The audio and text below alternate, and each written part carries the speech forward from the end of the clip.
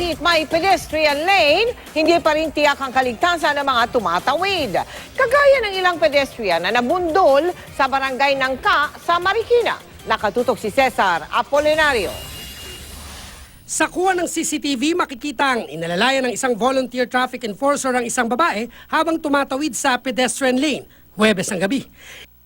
Sinipat pa raw ng volunteer ang kalye bago tumawid dahil may naririnig daw na sirena.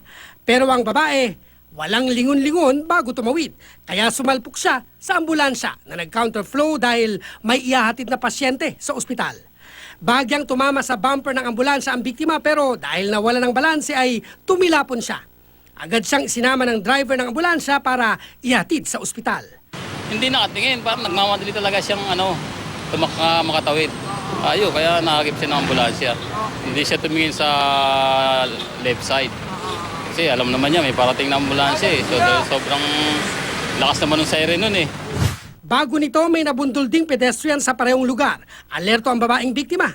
Pero sa bilis ng motor, nasagi pa rin siya at sa lakas ang impact ay tumilapon. Tiyempo pang papalapit ang isang truck sa pinagbagsakan ng biktima. Mabutit nakapagpreno agad ang truck habang ang nakasaging motor ay nawala ng kontrol kaya sumemplang din. Nagkaayos naman na magkabilang kampo. Sinagot ng driver ng motor ang pagpapauspital sa biktima. Pinakauling insidente ang nakuhanan nitong hapon. Sa kasagsagan ng rush hour, nagkasagian ng dalawang sasakyan ng pahintuin para sa mga tumatawid na tao. Ano dapat gawin? Sundin ito. Tawiran to eh. Hulihin sila. Dapat ulihin. Oo. Marami ka ba nakikitang lumalabag dito? Oo, marami. Miski gumagana yan.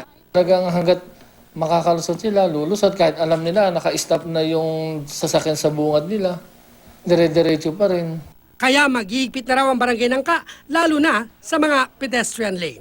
Cesar Apolinario, Nakatutok, 24 Oras.